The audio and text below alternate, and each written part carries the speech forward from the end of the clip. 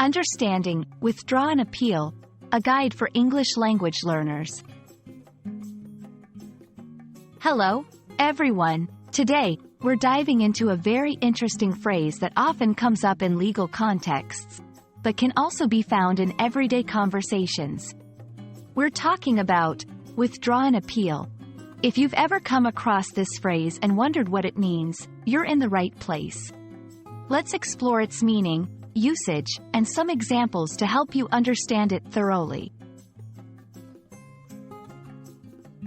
Withdraw and appeal means to officially stop the process of challenging a decision in a court of law. When someone files an appeal, they are asking a higher court to review and change the decision of a lower court. However, if they decide to withdraw this appeal, it means they no longer wish to pursue this challenge.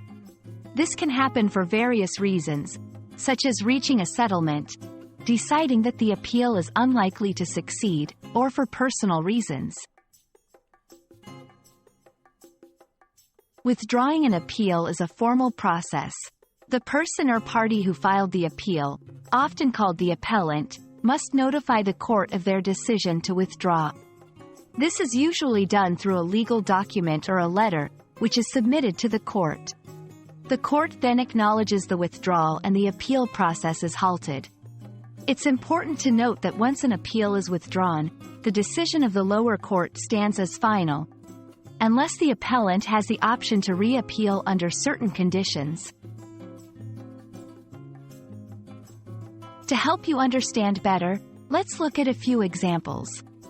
1. Legal context. After reviewing the strong evidence against their case, the defendant decided to withdraw their appeal against the conviction, accepting the original verdict. 2. Everyday context. Imagine you appealed a decision at work regarding a project assignment. After discussing it further with your manager and understanding their perspective, you might decide to withdraw your appeal and accept the assignment as given. There are several reasons why someone might choose to withdraw an appeal. These include realizing the appeal is unlikely to succeed.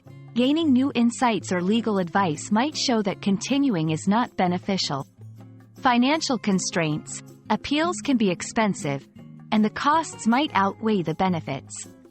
Personal reasons. Changes in personal circumstances might make the appeal less important or too stressful to continue. Reaching an agreement. Sometimes, the parties involved might reach a settlement or agreement that resolves the issue without needing a court's decision. We hope this video has helped you understand what it means to withdraw an appeal. Whether you come across this phrase in legal dramas, news, or in a conversation about decision-making, you now know what it entails and why someone might choose to take this step.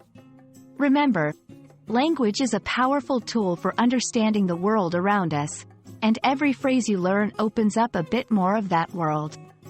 Thank you for watching, and we look forward to exploring more useful phrases and words with you in our next video.